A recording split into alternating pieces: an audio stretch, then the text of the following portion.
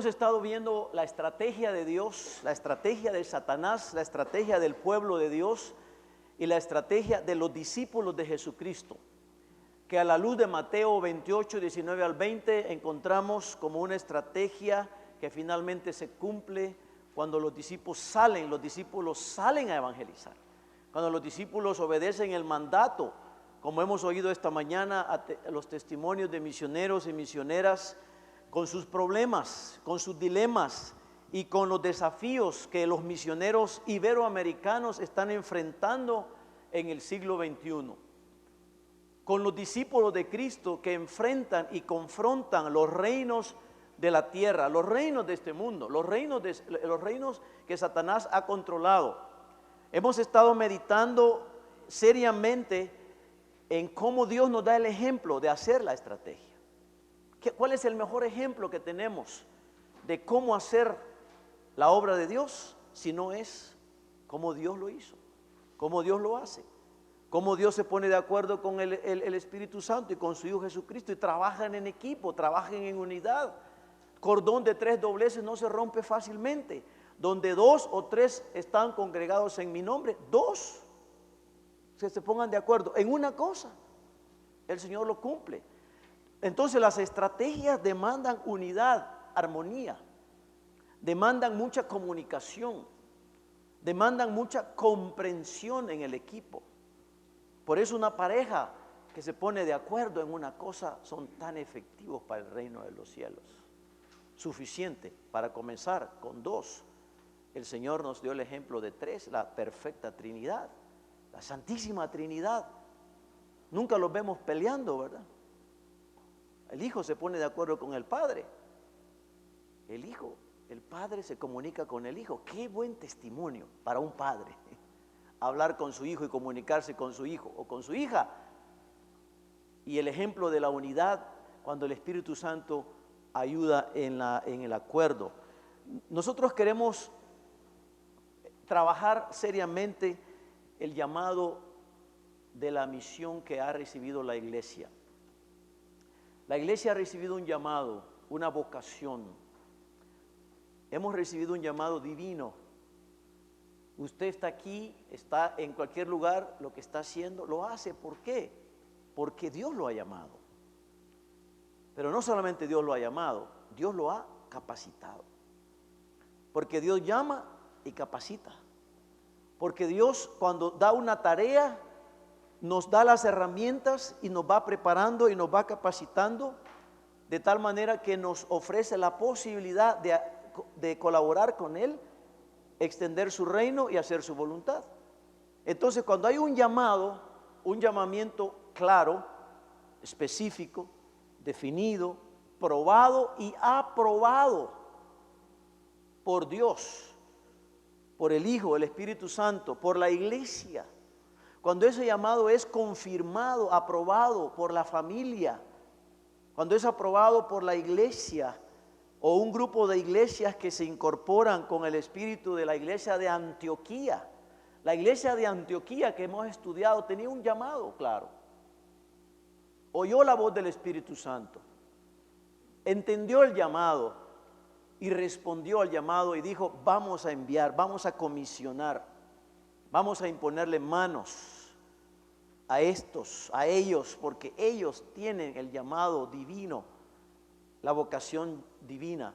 Pero cuando falta un llamado, falta una capacitación. Cuando el llamado no está claro, la capacitación no está clara. Se va en diferentes direcciones. Cuando no hay un llamado divino, claro, purificado, probado, cuesta lo que sigue. Es importante poner desde un momento, desde un inicio, la claridad del llamamiento. Y el llamamiento tiene que estar bien probado de diferentes maneras. Y vemos eso como una necesidad para la iglesia en cuanto a su llamamiento, porque la falta de un llamamiento también nos lleva a la falta de una capacitación. Y estamos siendo capacitados por Dios de diferentes maneras, y un ejemplo claro lo tenemos en la persona de Jesucristo. Jesucristo fue llamado por su Padre a cumplir una misión. A los 30 años es preparado más para luego que el Padre le dice: este es mi Hijo amado, en quien tengo complacencia. ¿Cuántos años tenía Jesús cuando recibió esa palabra? Este es mi Hijo amado, en el que tengo complacencia. 30 años pareciera que fuera un bebé, ¿verdad?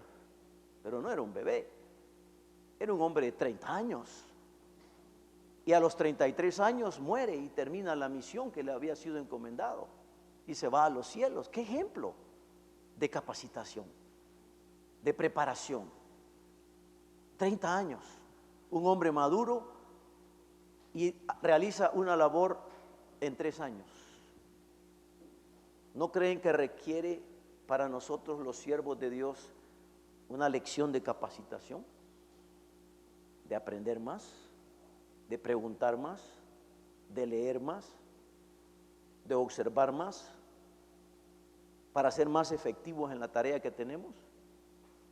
Claro que sí. Tenemos que ser hambrientos de aprender más, porque si no, ¿para qué estamos aquí?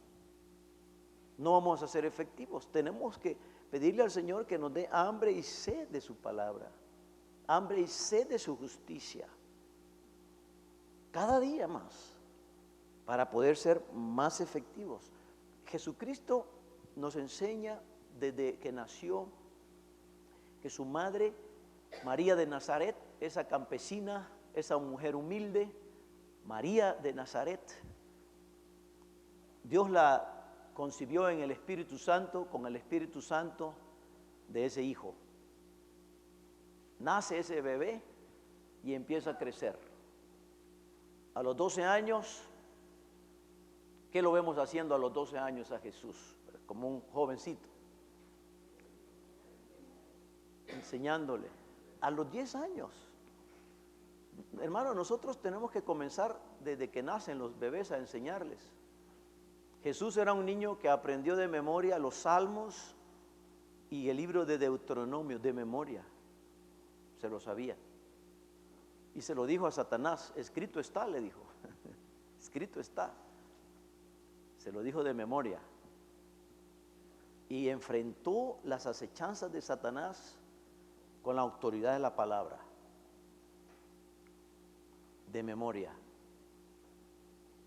Nosotros tenemos que comenzar con nuestros niños, nuestros bebés, que repitan la palabra de Dios constantemente, desde que comienzan a nacer. Aún antes de nacer, ya los tenemos que ver así. Y tenemos que trabajar con ellos, con esa generación, con nuestros nietos, bisnietos, sobrinos, nuestras generaciones, y forjarles la palabra. Jesucristo nos enseña que Él desde niño comenzó a aprender. Era hombre, 100% hombre, era un niño. Lo que pasa es que era un niño judío. Y un judío, ustedes conocen a los judíos, conocen al pueblo judío, memorizan las escrituras del Antiguo Testamento, las saben de memoria, las conocen. Y tenemos que aprender de ese pueblo el conocimiento de las sagradas escrituras, conocimiento de la palabra, de memoria, con promesas bíblicas, y tenemos que aprender a decir: escrito está. Repita esta palabra: escrito está. Escrito está. 3 veces se lo dijo a Satanás: escrito está. Escrito está. Tenemos que venir, y nuestra defensa tiene que ser con la palabra. ¿Se recuerdan que en la armadura que estábamos meditando, estamos cubiertos con toda una armadura defensiva? Nosotros nos cubrimos con la presencia de Dios, nos cubrimos con todas las armas, pero hay un momento que sacamos la espada, ¿no? Y la espada es ofensiva. La espada es sacar la espada y decir: escrito está. Estamos cubiertos y nos bombardean. Satanás tira diferentes ataques y dardos, pero como usted está cubierto totalmente, ningún dardo le cae, ¿no? Ninguno. está cubierto con toda la armadura de Dios.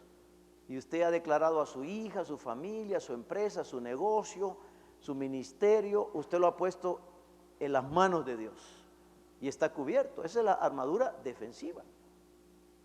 Pero la única arma de esas armas en Efesios capítulo 6, ofensiva de ataque, es la espada. Y tenemos que usar la espada y sacar la autoridad, porque Jesucristo comenzó su ministerio y su estrategia la comenzó defendiéndose ante el enemigo con la autoridad de la palabra. Y sacar un versículo de la palabra de Dios aquí y una promesa. Por eso usted me dirá, profesor, ¿por qué estudiar desde Génesis hasta Apocalipsis? ¿Por qué pasar estudiando 3 años en un seminario?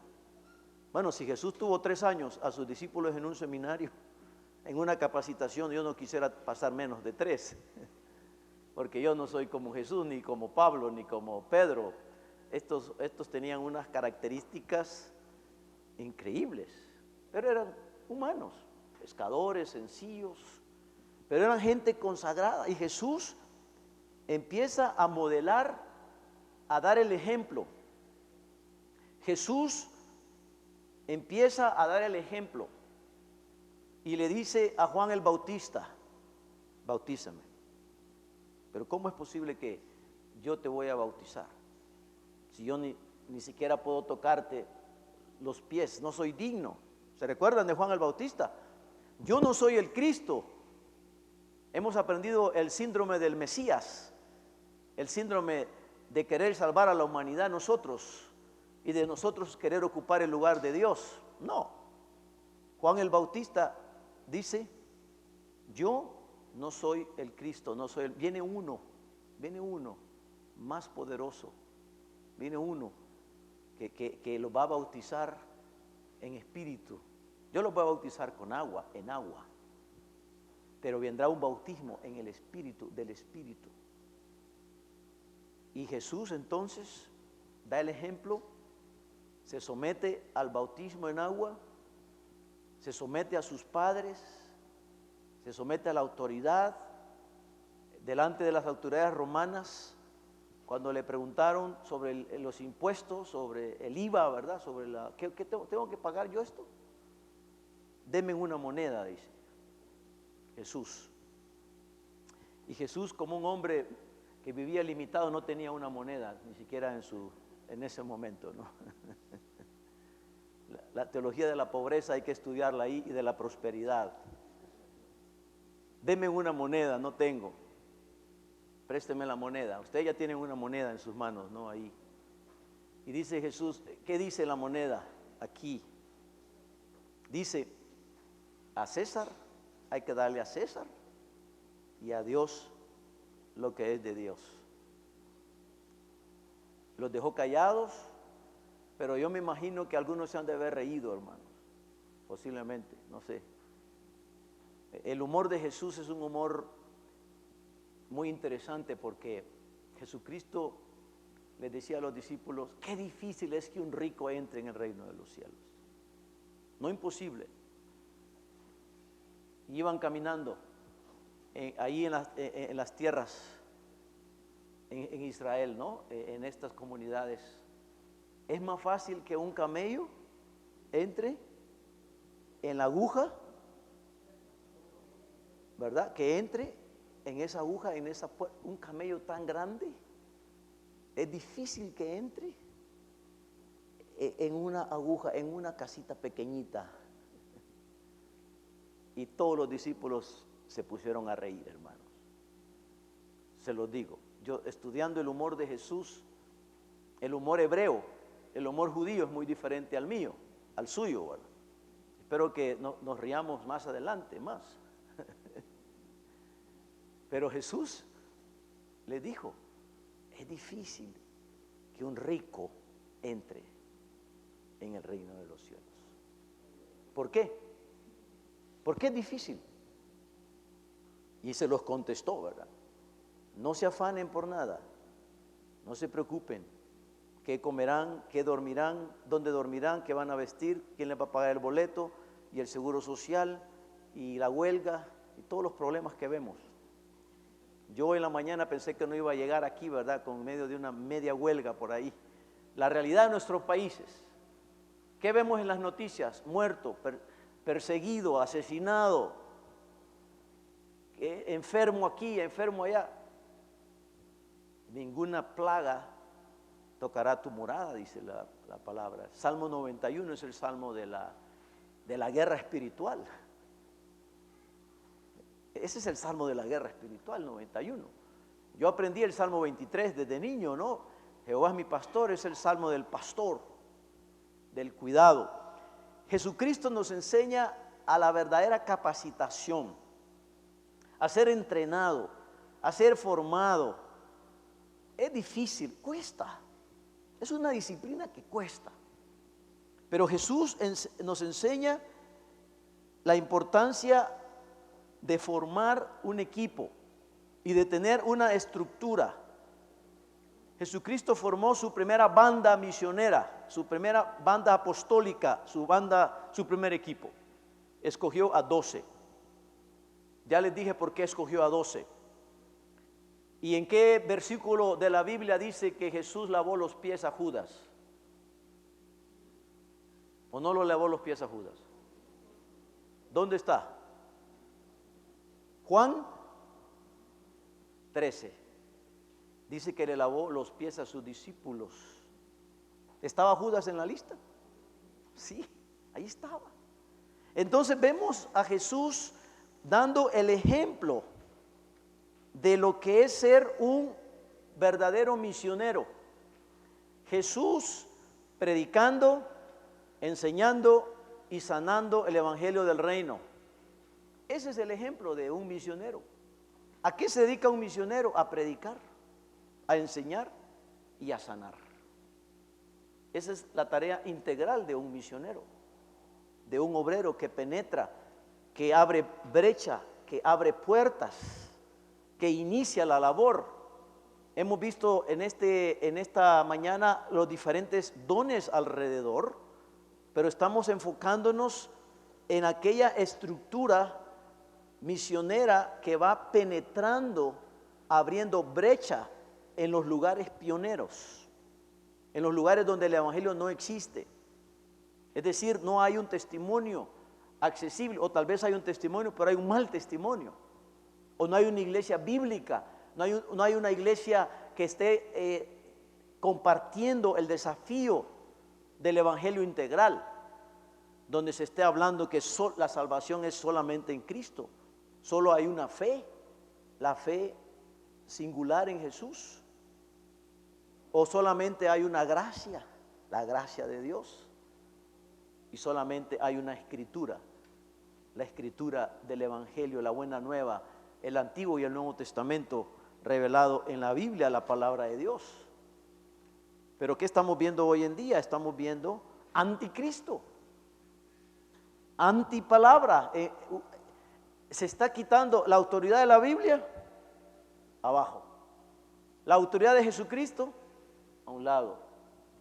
Otras autoridades se están levantando en nombre, y nosotros tenemos el desafío de aprender de la estrategia de Jesucristo, que tenía un llamado, tenía una capacitación, pero también Jesucristo tenía una estructura, tenía un equipo, tenía bajo su cuidado una junta directiva. El tesorero era Judas, ¿verdad? Pedro fue el presidente, y el vicepresidente Juan, y el tesorero, ya lo dijimos. El vocal, entonces, ¿quién era? Pedro, Jacobo y Juan. Este era el grupo íntimo de Jesús. Jesús tenía 3 íntimos, a quienes discipuló y se les transfiguró y le fue compartiendo y revelando. Un discipulado radical es vida. Usted tiene que tener un equipo de gente.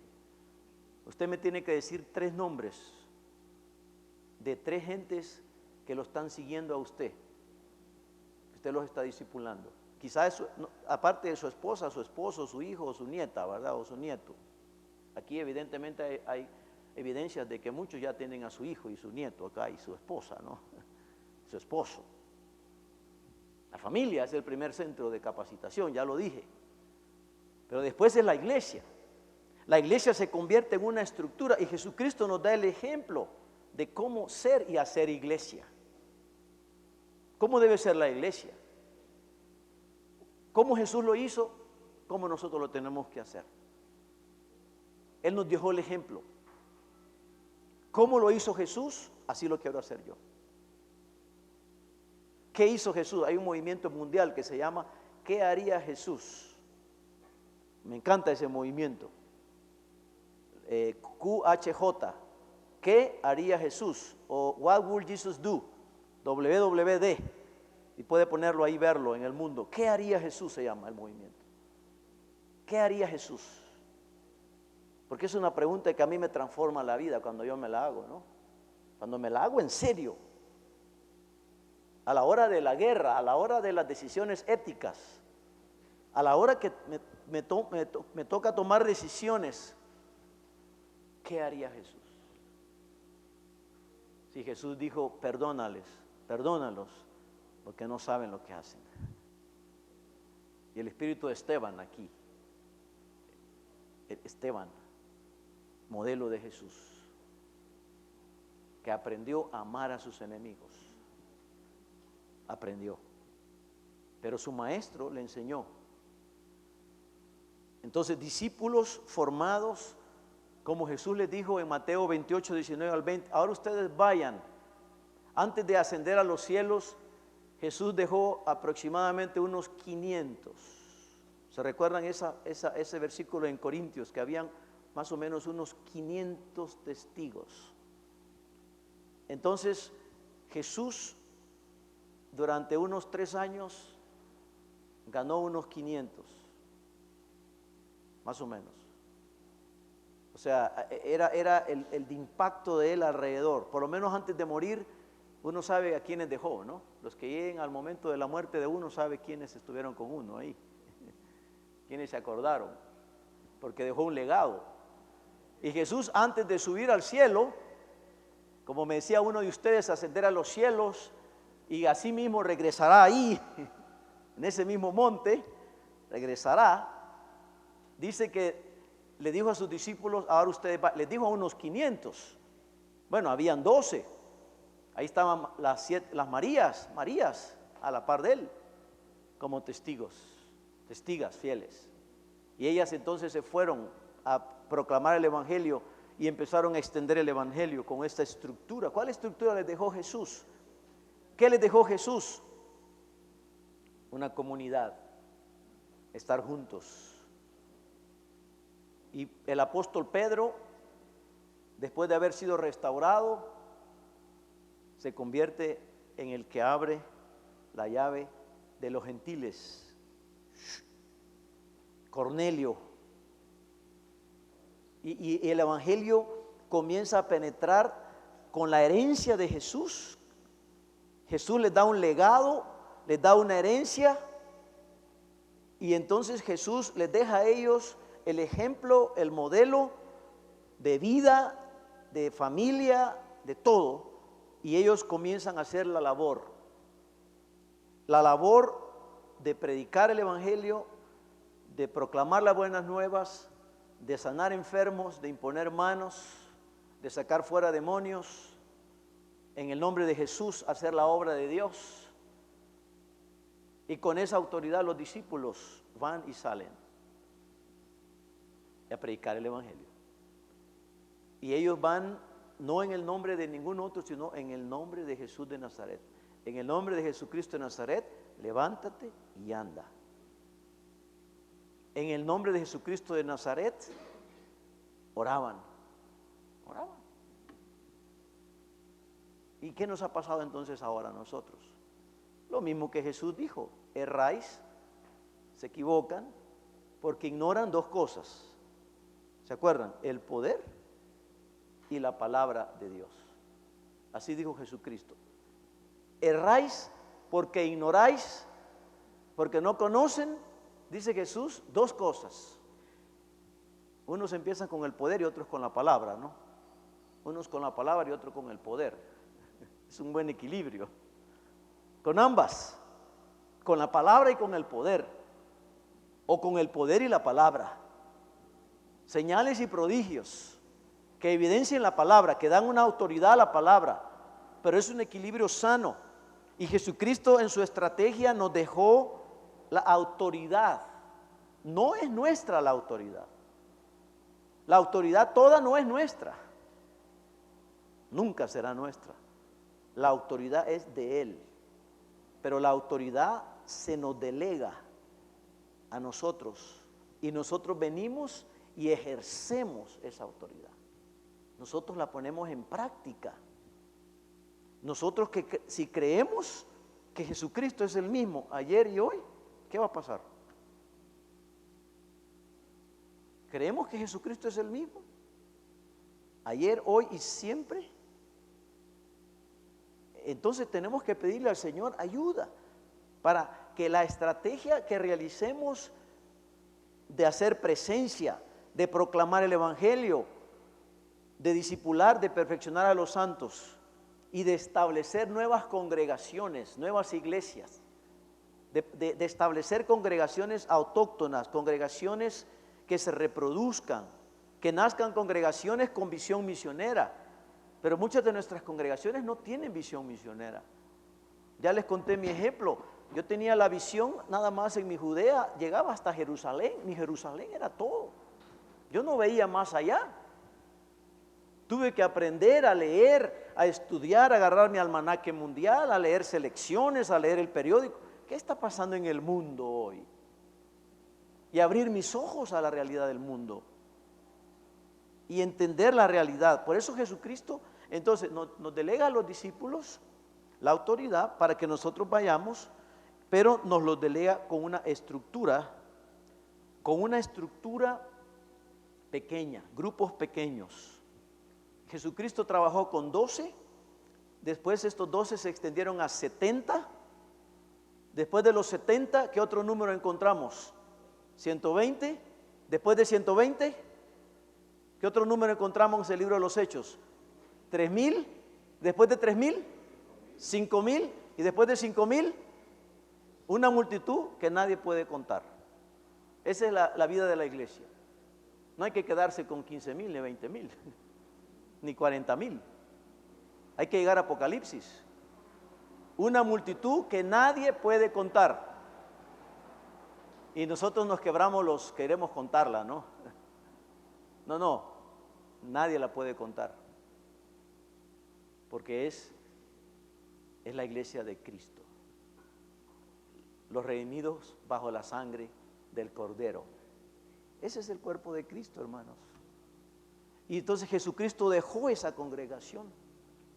Nos dejó ese ejemplo y nosotros somos parte de esa congregación. Y necesitamos abrir nuestros ojos para no ser el ciego que dice y toca las patas del elefante, ¿no? Y dice, este es el elefante. Y le preguntamos, ¿ese es el elefante? Sí, este es el elefante. Pero no ha tocado el moco del elefante todavía. O no ha tocado las otras patas del elefante. O no ha tocado el otro lado del elefante. Es un gran elefante. Así es el reino de Dios. Así es la obra de Dios. De muchas dimensiones, de muchas expresiones. Y tenemos que aprender a abrir nuestros ojos y pedirle al Señor que quite nuestras escamas de los ojos. Y Señor, abre mis ojos. Quiero ver tus ojos como tú lo harías, Cristo, aquí en la tierra. Tú estás a la diestra del Padre, intercediendo por nosotros. Quiero que abras mis ojos porque quiero hacerlo como tú lo harías. Conozco a un estratega misionero que se fue a vivir a Jerusalén, a Israel. Se fue a vivir 3 años a Jerusalén, a Israel. ¿Saben lo que él hizo? Él se levantaba y hacía literalmente lo que Jesús hizo. Él estaba haciendo un estudio realmente. Pero él fue a vivir allá y leía y hacía lo que Jesús hizo durante 3 años. Ya se imagina nosotros haciendo aquí en Guatemala lo que Jesús hacía en 3 años. ¿Qué pasaría? ¿Qué haríamos? ¿Qué no haríamos? Si algunos quieren ir a ver a Shakira dentro de unos meses o unos días, si algunos lo que quieren hacer es imitar modelos, ejemplos, y están invirtiendo sus energías, su dinero y sus fuerzas, entonces hemos errado el blanco. Estamos yendo en una dirección equivocada. Lo digo, es un desafío grande. Hemos dejado el origen, las raíces, la base, el ejemplo sencillo de Jesús, el modelo de Jesús. ¿Cómo lo haría Jesús? Y preguntarle al maestro. ¿Él es nuestro maestro o no es un maestro? Yo soy su profesor aquí y pásenme las preguntas y mándenmelas a mi blog o a mi Facebook, ¿verdad? Y quiero contestar las preguntas. Yo tengo muchas preguntas y me las estoy haciendo y por eso estoy aquí. Porque si estamos hablando de movilizar a la iglesia, necesitamos movilizar a la iglesia con el método de Jesucristo. ¿Cómo lo hizo Jesucristo? ¿Cómo lo voy a hacer yo ahora? Esa pregunta hagamos y contestémosla. Y leamos el Nuevo Testamento de nuevo. Volvamos a leer Mateo, Marcos, Lucas, Juan, Hechos. Volvámoslo a leer. Y no digamos, por ejemplo, que Pablo fue botado del caballo. Porque así me corrigen a mí, hermano. En la Biblia no dice eso, ¿verdad? O mire, los 3 reyes magos, Dimas, ¿cómo se llama el otro? Otros nombres. Pero ¿dónde está eso, hermanos? Y entonces me pregunta mi hija y me hace las preguntas, los niños, las preguntas del Evangelio. ¿Dónde está en la Biblia eso? ¿Dónde está en la Biblia? Y entonces usted tiene que decirle a los jóvenes posmodernos o poscristianos de hoy el texto. Busquen la palabra. No, pero no me han enseñado a leer la palabra.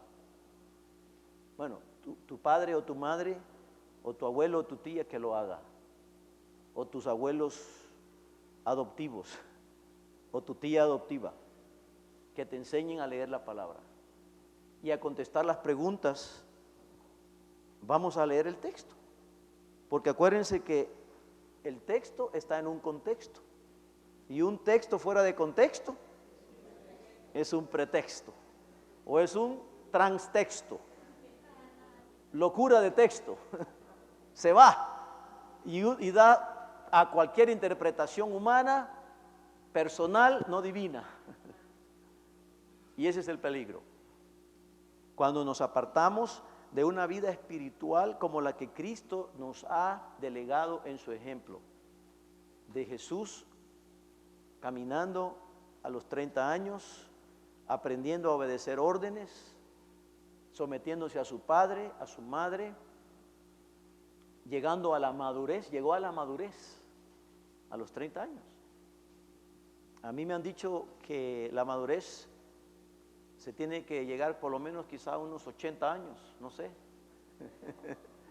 Yo tengo 50 años, pero 50 con S, 50. Porque sigo aprendiendo.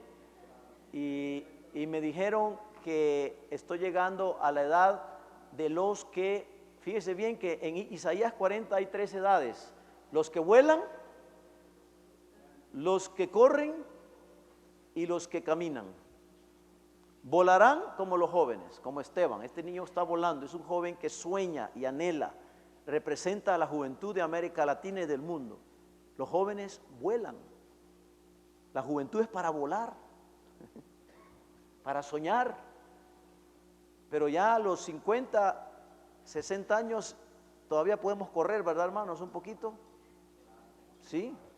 Corremos 70, maduros, los más robustos, 80, caminarán y no se cansarán.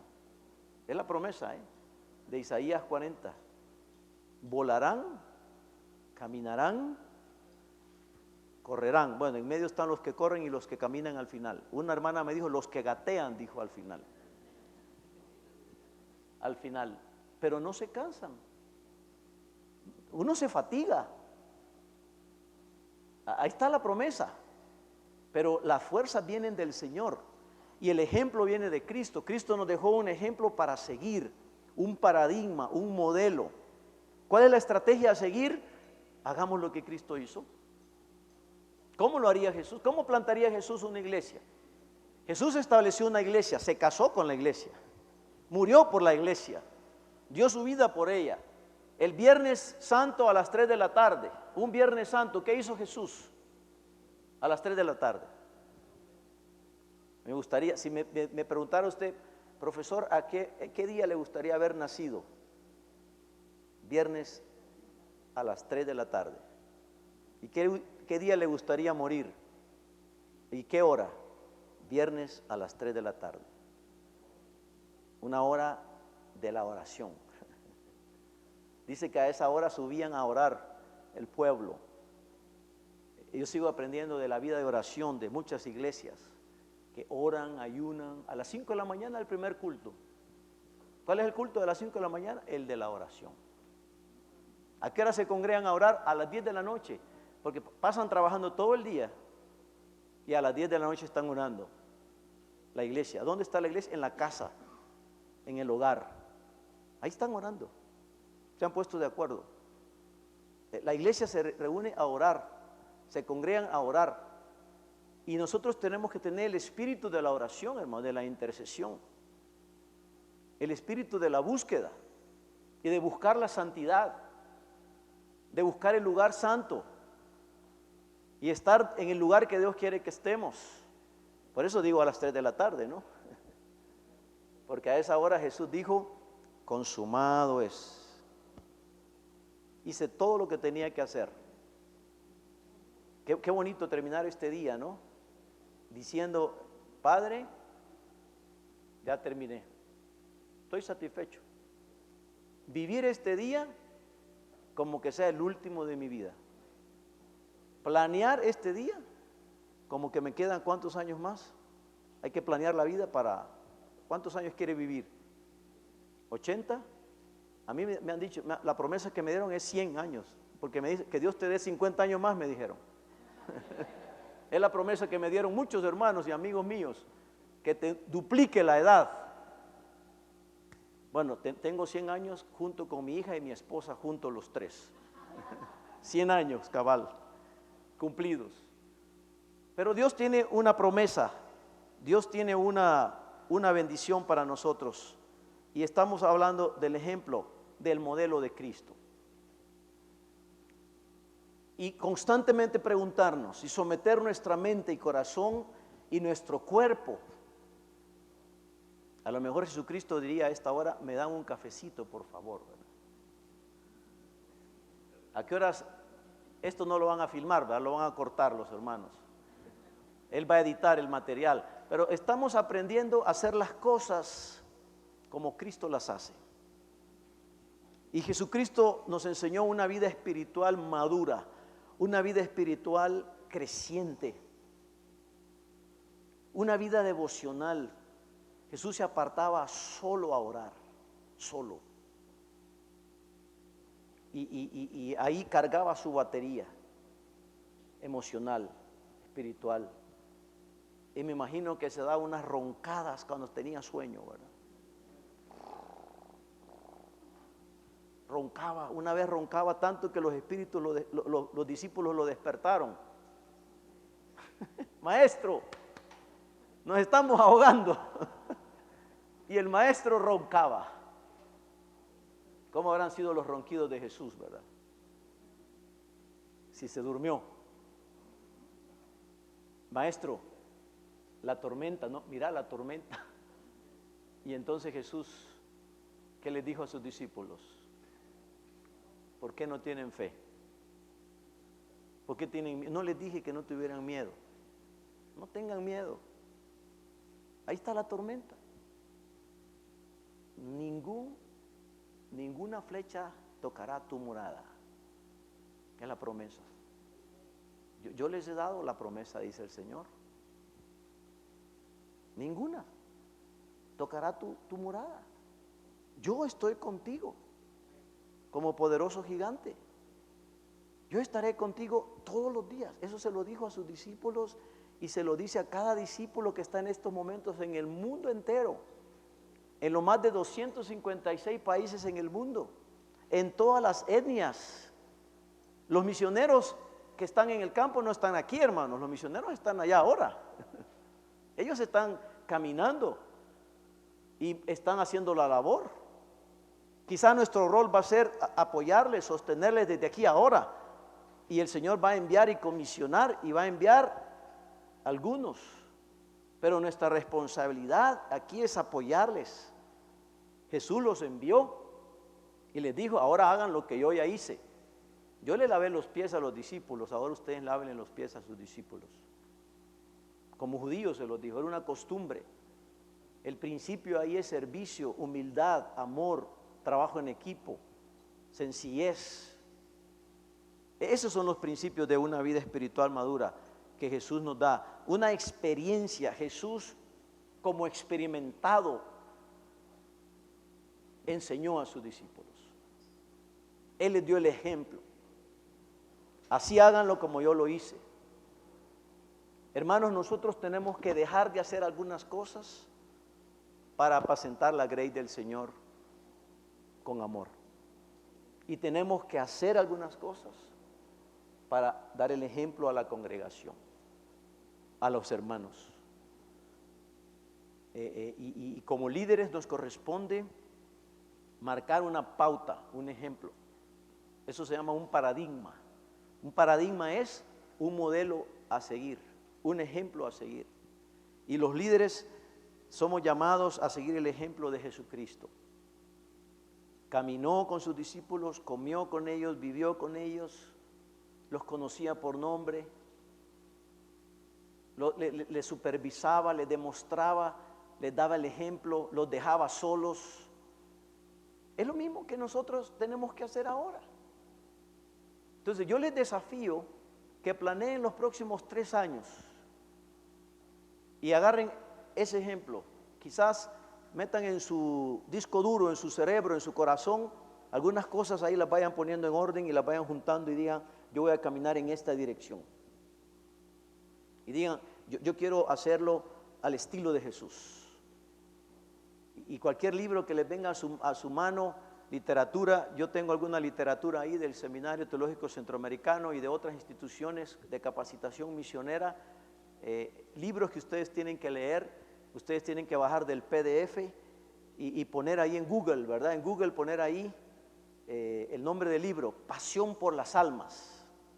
Te recomiendo ese libro, Pasión por las Almas, así se llama el libro, de Oswald Smith. Es un libro que habla de la pasión por la gente. Pasión global es otro. La pasión por el mundo.